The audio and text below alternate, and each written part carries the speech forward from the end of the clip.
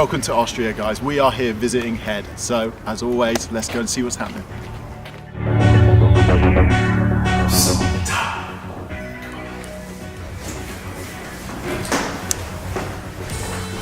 think I found something pretty cool. I don't know if we're allowed up here. I think this means no entry, no personnel, something like that. It's only the bloody holy grail of tennis. Look at it. It's the Head archive. I like that.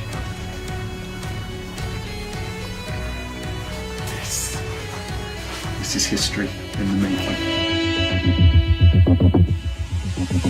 So guys, as you know, we snuck upstairs. Unfortunately, Ralf has busted us, but not unfortunately, he's going to talk us through the prestige and the history through the years. So, Ralf, let's start at the beginning. Yeah, the first prestige came up basically in about 1986, 1987. So it's this really, classic look. And it was a really interesting racket because at that time, mid of the 80s to end of the 80s, actually all the rackets tended to become more wide body.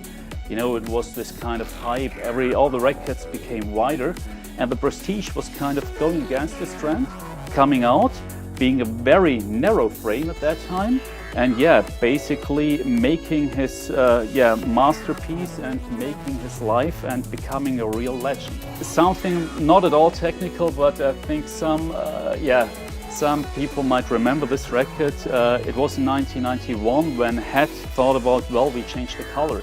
We go to, instead of red burgundy, we go to a kind of gray, silver and green. And in the end, we had to learn in 1992, we still offered this racket, but in addition, we also offered the classic burgundy red.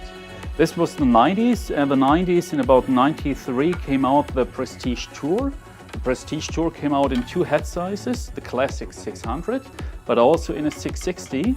And both rackets had a special dampening grip system called the suspension grip system.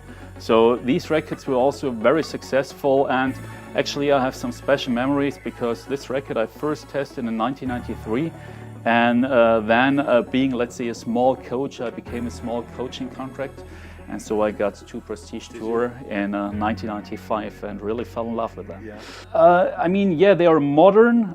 So for example, one piece that is different is, we tried, for example, with the Prestige XL to remove the cap at that time, wasn't accepted. But also at that time, what we did was we removed the upper top cap. You see here, there's still the upper top cap. And the reason simply behind this is that more and more players tended to hit double-handed backhand. And of course, here it's easy to really wrap your overgrip up till here. Here, wrapping the overgrip over this and also holding it there, it doesn't really make that much sense. Is there any highlights from some players that have used the Prestige over the years that you can talk us through? It's definitely, I think, the iPrestige in 2001, Ivanisevic winning finally Wimbledon. But it's also the Microgel Prestige, Safin having his last, let's say, big hooray, making the semi-final in Wimbledon 2008. Using the Microgel Prestige mid. And I think this also shows a bit, this was the last time when the mid-sized racket really was, let's say, successful that much, because nowadays we have to simply realize there's more trend towards the slightly bigger head size, a mid-size, a 600. That's really kind of, very demanding to play. Yeah. The game changed, evolved, the players standing closer to the baseline, and so playing a mid, it's nowadays a tough time.